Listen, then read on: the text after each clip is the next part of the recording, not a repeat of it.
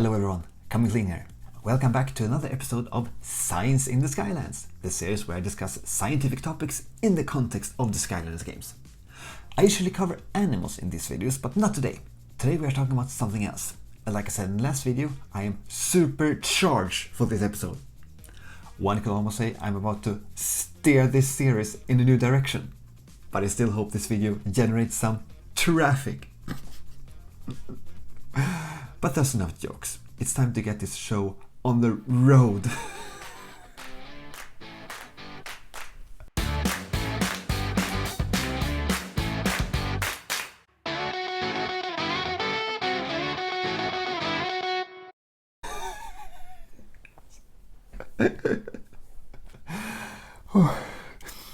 I'm gonna talk about the cars.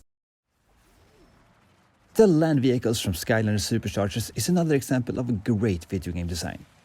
They have almost as much personality as the characters themselves, and I also like the fact that they are sort of an extension of their drivers. Even if you didn't know a thing about Skylanders, you could immediately pair up the driver with their vehicle just by looking at them. They can be modified in the game with different visual enhancements, but in this video we'll be taking a look at them in their base form. So, are the SuperCharger cars realistically designed? No, they're not. For various reasons, but they do have a few aspects that are associated with real cars. So in this video, we'll take a look at the cars one by one, and I will tell you which parts of them are realistic and which ones are not. Let's get right into it. Unfortunately, I don't own the Barrel Blaster or the Gold Rusher, so we can't take a look at them, but we are going to take a look at the super fancy Hot Streak, the dark version. We can start here in the front with the grill. Real cars have grills. It's supposed to cool the cooling water of the engine and then release that heat into the air, pretty much like a radiator works in your own home. But then we have the exhaust pipes here. An exhaust pipe is supposed to go from the cylinders in the engine through some sort of catalytic converter to cleanse the exhaust and then to an opening in the back. These exhaust pipes seem to start at the fender of the wheel for no apparent reason. This is very peculiar. We also have some sort of air intake here that is not apparent what it actually does. So by the end of the day, the Hot Streak looks truly awesome, but it is a fantasy vehicle with car stuff attached to it. The Dune Buggy actually looks much better in this regard. Here the engine is exposed, and I know this is a magical rift engine, but it actually looks like a real engine. If we take a closer look, we can see that we have 3 exhaust pipes on either side of the engine. This would suggest that this is a V6 engine. That would mean that we have 6 cylinders, 3 on either side, in a V shape, like this. If we take a look underneath the car, we can actually see the exhaust pipes continuing here and then up here and to the actual exhaust here.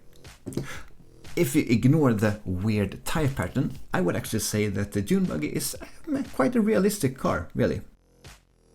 And then we have the shark tank. It seemed to have caterpillar treads that is most commonly seen in tanks or heavy-duty vehicles and working vehicles that would have to drive through rough terrain. You rarely see it, or dare I say never see it, in racing performance vehicles. But what we are going to take a close look at here is actually the spoiler of the car. We are going to take Francesco Bernoulli here as an example, since he's a Formula 1 car. When a car drives forward, air hits the spoiler here from the front. When the spoiler is tilted in this angle, this will create a force pushing the rear of the car down into the ground. This will increase the traction of the rear cars, reducing the chance of them slipping.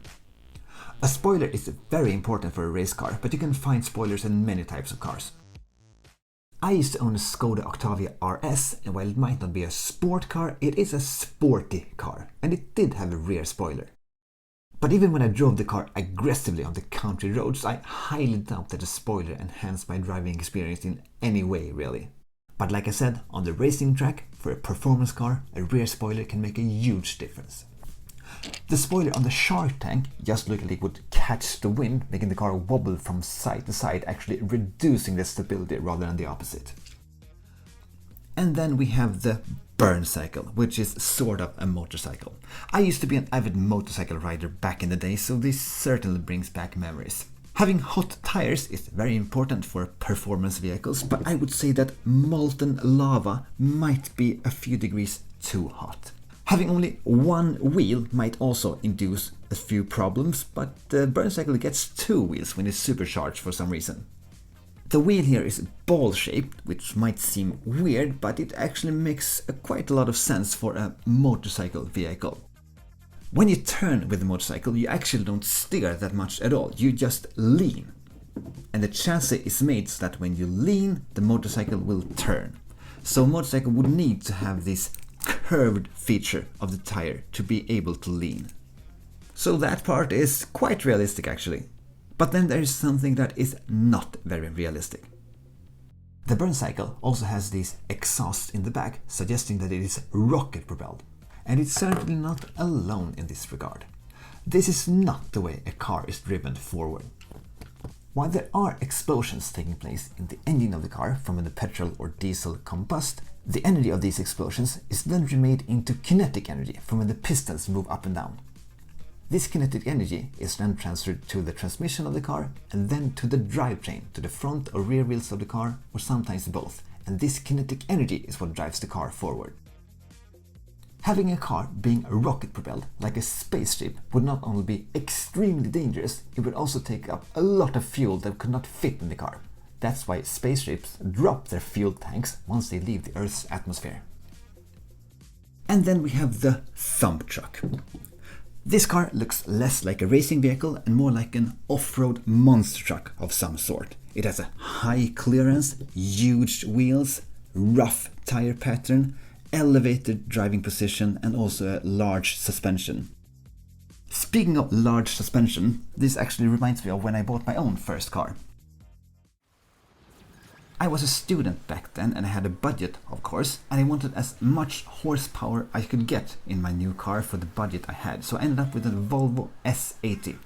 There's nothing wrong with this car at all, but it's not a sporty car. For starters, it has a very soft suspension, making the car wobble very much when you take turns aggressively. The Skoda Octavia I bought a couple of years later had the same amount of horsepower, but it has much harder, sportier suspension, allowing you to take corners more aggressively. So to all you young people dreaming of your first car, do not stare blindly at horsepower. Look at other aspects as well. A hard, sporty suspension goes a long way, and I would trade that for like 50 horsepower any day of the week. The Thump Truck looks like it would be good at some things, but racing would not be one of them.